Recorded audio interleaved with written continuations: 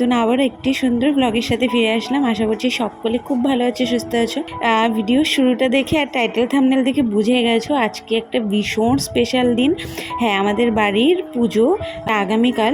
তো আজকে হচ্ছে ঠাকুর বিসর্জন দেওয়া হবে। তো সকাল সকাল উঠে আমি সব কাজকর্ম সেরে নিচ্ছি, বাড়ি যেতে হবে বলে কথা। তো এদিকে বিছানাপত্রগুলো চেঞ্জ করে নিলাম, আয়নাগুলো একটু মুছে নিলাম, খাটগুলো মুছে নিলাম। আর তোমাদের দাদাভাই ছিল, তো ওকে দিয়ে একটু ফ্যানটাও মুছিয়ে নিয়েছিলাম।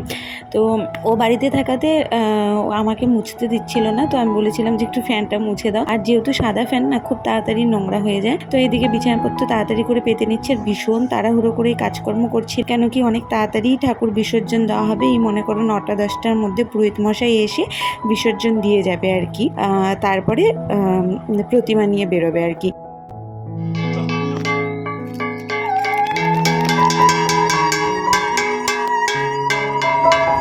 যার জন্য অনেক তাড়াহুড়ো করছিলাম। এদিকে আমাকে বাড়িতেও পুজো সারতে হবে, সব কিছু করতে হবে।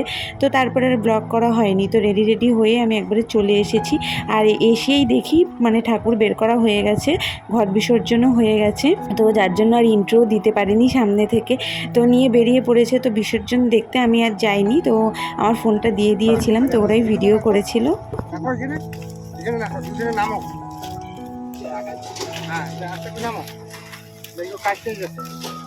সারা বছর পুজো দিয়ে না, তারপরে এই বিসর্জনের দিনটা ভীষণ খারাপ লাগে। যদিও আমি এখন বহু দিন হয়ে গেছে বাড়িতে পুজো দিইনি। যখন মানে বিয়ের আগে পুজো দেওয়া মানে ভাবছিলাম যে হ্যাঁ এখন তো প্রতিদিন পুজো দিতে পারবো না, এটা ভেবে না তখন ভীষণ মন খারাপ। বাড়ি চলে আসছি। আগামীকাল আমাদের বাড়ির বাৎসরিক মঙ্গলচণ্ডী পুজো। তো বের হওয়ার সময় ব্লগ করা হয়নি, এসে দেখলেই ঠাকুর বিসর্জন হয়ে গেছে। তো আমি ওখানে আর যাইনি বিসর্জনের ওখানে, একদম সময় মতো পারফেক্ট টাইমে যেহেতু মানে যাই হোক চলে আসছি। আর এই যে চুলবুলি ভিডিও করে দিয়েছিল বিসর্জনে। আমাদের ঠাকুরটা এখন দেখাচ্ছি কেমন ফাঁকা লাগছে, কালকে আবার ভরে যাবে যদিও। দেখো একদম ফাঁকা লাগছে। তো পুজো টুজো দেওয়া হয়ে গেছে, আর ঠাকুর মশাই এসে বিসর্জন দিয়ে গেছে। আর যেহেতু ঠাকুরের পেছনটা তো পরিষ্কার করা যেত না, তো এই যে এগুলো সব পরিষ্কার করতে হবে, এগুলো এখন নোংরা হয়ে আছে। আর এদিকে মা পুজো টুজো দিয়েছে, ঠাকুর মশাই এসে বিসর্জনও দিয়ে গেছে, ঘট ওঠানো হয়ে গেছে।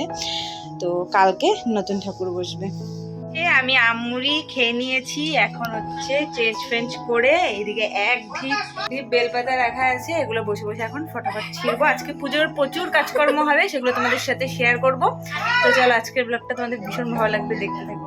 তো বসে পড়েছি এক ডিপ বেলপাতা নিয়ে, আমি আর চুলবুলি দুজনে মিলে ছিঁড়ছিলাম।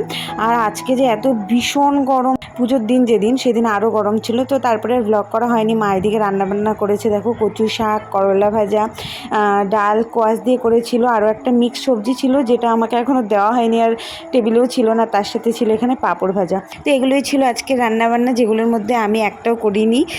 মানে অনেক দিন থেকে আমি এ বাড়িতে রান্নাবান্নাটাও করছি না সেরকমভাবে। জামাই ষষ্ঠীর দিন এসেছিলাম, সেই দিন একটু শুধু চিকেন করেছিলাম। তো তারপরে এসে মায়ের দিকে বললো যে ফ্রিজটা মুছে নিতে। আর আমাদের ফ্রিজটা কিন্তু আমিষ করা হয়নি, মাছ মাংস রাখা হয়নি। তো মা বলছিল যে পুজোর পরে আমিষ করবে। তো মা এটা প্রতি বছরই বলে থাকে, তো এবছরে তাই বলছে। তো যার জন্য ফ্রিজটা ভালো করে মুছে পরিষ্কার করে নিচ্ছি, কেননা কিছু কিছু ফলমূল রাখতে হবে। যা প্রচণ্ড গরম পড়েছে, যার জন্য ফলমূলগুলো কিন্তু নষ্ট হয়ে যাবে। আর পুজোর দিন তো বাজার করা একদমই অসম্ভব, তো আগে থেকেই সব বাজার করে রাখতে হবে। আর এদিকে দেখো একদম মুছে নিলাম পরিষ্কার করে। আর এদিকে সব ফল রাখিনি, ওই কলাগুলো আর আম রেখেছিলাম, কারণ এই ফলগুলোই খুব তাড়াতাড়ি নষ্ট হয়ে যায়। আর এদিকে দেখো জলের বোতলের ডিপ দেখে বোঝা যাচ্ছে যে কি প্রচণ্ড গরম। এদিকে আরও অনেক ফল রাখা আছে, গালামাল বাজার, দুধের প্যাকেট মানে পায়েসের জন্য, তারপরে ভোগের জিনিস, আবার কাঁঠালও রাখা হয়েছিল, যেহেতু গরমের সিজনে এই ফলটা তো দিতেই হবে। তো এখানে সব সবজি বাজার করেও পাঠিয়ে দিয়েছিল, তখন প্রায় বিকেল হয়ে গেছে। এখানে দেখো কুমড়ো, মিষ্টি কুমড়ো, আরও অনেক সবজি ছিল। আর এদিকে সব পিতলের বাসনগুলো সব চকচকা করে মেজে রাখা হয়েছিল। তো মাঝখানে ব্লগ করিনি। এখানে আমার দুই ভাই মিলে টুনি লাইট লাগাচ্ছিল বারান্দায়। আর এদিকে আমি হচ্ছে ওই ঘট পাতা হবে যেটার মধ্যে, তো সেটা আমি একটু রং করছিলাম প্রাইমার দিয়ে, তার উপরে হচ্ছে তারপরে একটু রেড কালার দিয়ে করেছিলাম। আর আমি চারদিকে পদ্ম ফুলের মতো কালার করেছিলাম।